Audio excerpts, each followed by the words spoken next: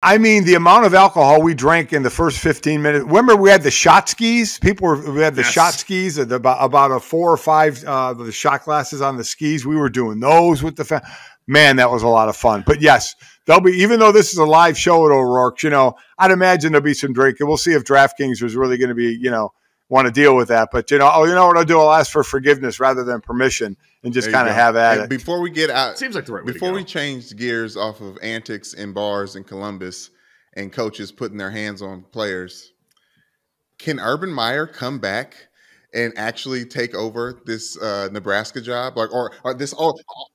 Urban Meyer is going to come back to college. Yes. So absolutely. His remarks recently was that I'm happy what I'm doing right now. I'm happy at Fox. And I was like, isn't that what he said right before he took the Ohio State job? Oh, he's going back, and I don't even know if it'll be Nebraska. We know every year there's good jobs that open up. Why would he commit to something right now? He'll be so sought after because what he says publicly and what his agent is doing privately are probably two different things. He'll never coach in the pros again, nor should he. That was horrific.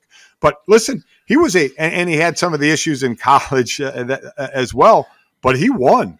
I mean, that dude won at Utah. That dude won at Florida. That dude won at Ohio State. He'll win again in college. Now, and there's a difference of coaching professionals in the NFL and doing some of the shit he did where, these guys, man, are like, we ain't playing that bullshit. We're in college, he's coaching 18 to 22-year-olds. The interesting part of it may be when he sits in the living room of the 18-year-old's parents, and they have some questions about some of his actions, though some may say, listen, some may say privately, listen, this guy gets kids to the NFL and that's where I want my kid to go.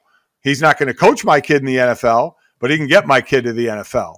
And that's what I talk about when you talk about, the top recruits they're going after and such. That's what these recruits are looking for. A great school to go to where I can play, maybe win a championship, but mainly get to the NFL. And Urban can coach you there. I mean, so he's going to coach. If he wants to coach in college again, he's going to coach in college again. An NFL team just gave Deshaun Watson the highest guaranteed contract in the history of the sport because they are so concerned about being good. There will always be someone desperate enough to go to a person whose morals we all don't agree with. And I wouldn't, if I'm a parent, probably wouldn't want Urban Meyer coaching my kid based on what we've seen and known. But we know that so many of these schools like Nebraska, who are so desperate to be good again and be back in the place that they thought they can be, will absolutely turn to this guy. So yeah, I agree with you completely. I knew fan bases were okay with coaches, messing around with women, and we can get to the Boston Celtics if you want to later on. But I didn't think that they'd be okay with the whole kicking a kicker. I thought there was a line drawn there, but apparently you're right. It's like as long as they're winning games, but they weren't winning games. They're going to win. And I'm not saying it's right, but that's how the sport operates. And to act surprised we're just telling you by how this sport operates. Yes. We don't get a say in this. We're just telling you what we think is going to happen. And there'll be a school desperate enough. And as soon as he signs somewhere, they're going to get some top-level talent that are going to go there because that kid and the kid's parents are going to say, this dude is going to get me where I want to go. And, that's all I'm concerned about. It will be interesting if and when that does happen, if Urban, because this was the first time in the pro job, even I said beforehand, he gets the benefit of having adjusted everywhere he's been because he had those gap years in between programs, some of which were tied to the circumstances that he left under.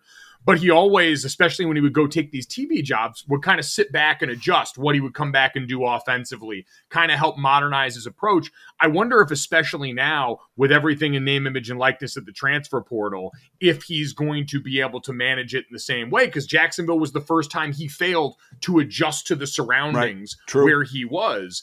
And number one, shot in the pride. A lot of that was a very big bit of public embarrassment.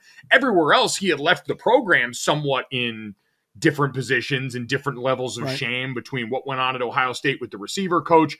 Obviously, a lot of the off-field impropriety tied to Aaron Hernandez in the Florida program. But this one was, that was players and coaches under his watch. In Jacksonville, it was him.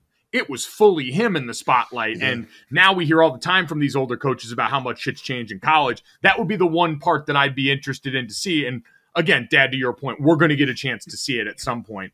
It's just going to be a matter of when.